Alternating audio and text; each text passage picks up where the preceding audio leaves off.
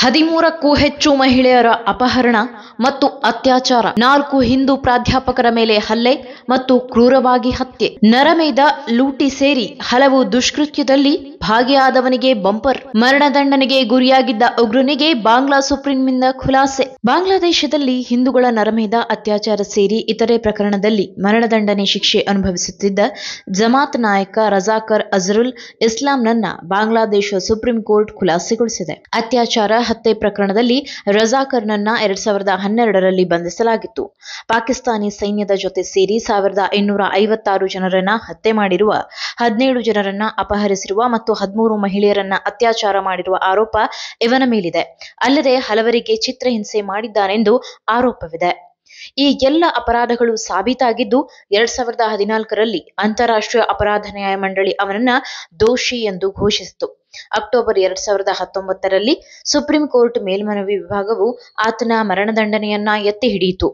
ಈ ವರ್ಷದ ಫೆಬ್ರವರಿಯಲ್ಲಿ ಸುಪ್ರೀಂ ಕೋರ್ಟ್ ರಜಾಕರ್ಗೆ ತಪ್ಪಿತಸ್ಥ ತೀರ್ಪನ್ನ ಪ್ರಶ್ನಿಸಲು ಮೇಲ್ಮನವಿ ಸಲ್ಲಿಸುವ ಅವಕಾಶ ನೀಡಿತ್ತು.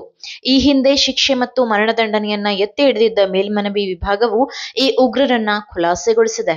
ಇನ್ನು ಅಂತಾರಾಷ್ಟ್ರೀಯ ಅಪರಾಧ ನ್ಯಾಯಮಂಡಳಿಯ ತನಿಖೆಯ ಪ್ರಕಾರ ರಜಾಕರ್ ಅಜರುಲ್ ಇಸ್ಲಾಂ 1971ರ ಏಪ್ರಿಲ್ 16ರಂದು ಮೊಕ್ಸೇದ್ಪುರ ಎಂಬ ಗ್ರಾಮದ ಮೇಲೆ ದಾಳಿ ಮಾಡಿದ್ದ. ಅಲ್ಲಿನ ಅಮಾಯಕ ಹಿಂದೂಗಳನ್ನ ಹತ್ಯೆ ಮಾಡಿದ್ದ. ಅಲ್ಲಿನ ಮನೆಗಳನ್ನ ಲೂಟಿ ಮಾಡಿ ಬೆಂಕಿ ಹಚ್ಚಿದ್ದ. ಪಾಕಿಸ್ತಾನ ಸೈನ್ಯ ಮತ್ತು ಜಮಾತ್ ನಾಯಕರ ಜೊತೆ ಸೇರಿ ರಜಾಕರ್ ಈ ಕೆಲಸ ಮಾಡಿದ್ದ.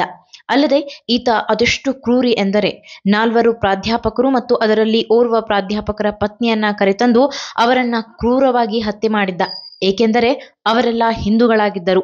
1971ರಲ್ಲಿ ಅತ್ಯಾಚಾರದ ಶಿಬಿರ ನಡೆಸಿ ಅಲ್ಲಿ ಅಪಹರಿಸಿದ ಮಹಿಳೆಯರನ್ನ ತಂದಿರಿಸಿ ಅವರಿಗೆ ವಿಚಿತ್ರವಾದ ಹಿಂಸೆಗಳನ್ನ ನೀಡುತ್ತಿದ್ದ.